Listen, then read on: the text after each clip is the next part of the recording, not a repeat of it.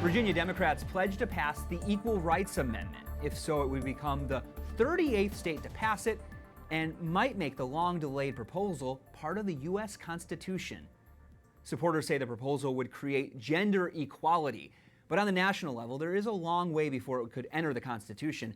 The ERA faces a host of legal challenges. Opponents say it would strengthen abortion and same-sex marriage. Joining us now is Melanie Israel. She's with the Heritage Foundation's DeVos Center for Religion and Civil Society. Melanie, welcome back. Thank you for having me. So this bill was originally, or this proposal was originally proposed in 1972. What's taken so long? Well, it takes a little bit of time for state legislatures to ratify this amendment, and a certain number, of course, have to ratify it in order for it to go into effect. And Congress attached a time limit to this proposal. And that time limit, that deadline, has long since come and gone.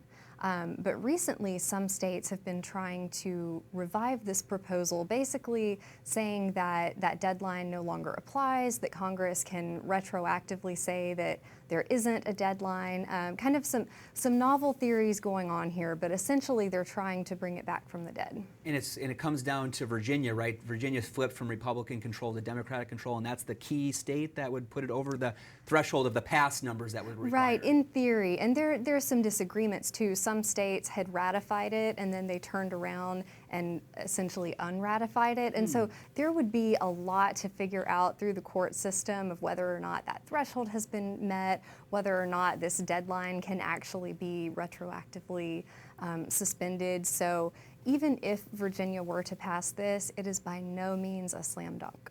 So one of the key issues I've been hearing from pro-life groups is they're really concerned about this. What would this Equal Rights Amendment do for the pro-life cause? It's essentially been called the Everything Related to Abortion Amendment because that's what it is. And I want to be very clear that this is not a hypothetical concern. We've actually seen this happen in states like New Mexico and Connecticut that have a state-level equal rights amendment. What abortion rights activists then came in and said is that if you can't discriminate on the basis of sex, then that means women must have complete, total, unfettered access to abortion, that people have the right to taxpayer-funded abortion.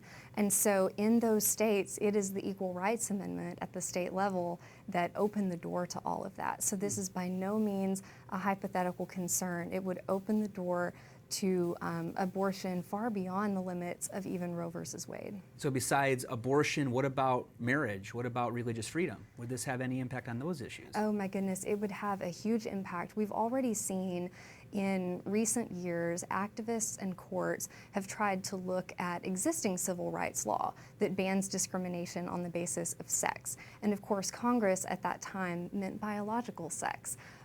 Activists have now come in to say, no, they actually mean gender identity, which is, of course, a person's subjective determination of how they identify. It has nothing to do with that person's biological reality.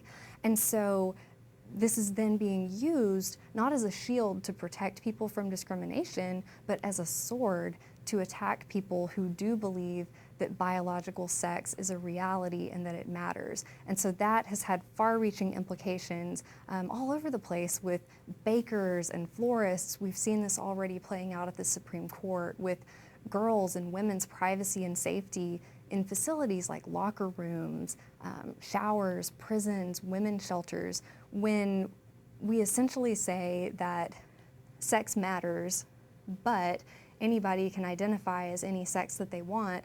It flips all of these protections on their head and really creates a lot of challenges for the people that these laws are purporting to protect. Okay, Melanie Israel, Research Associate at the DeVos Center at the Heritage Foundation. Thank you so much for your time. Thanks for having me.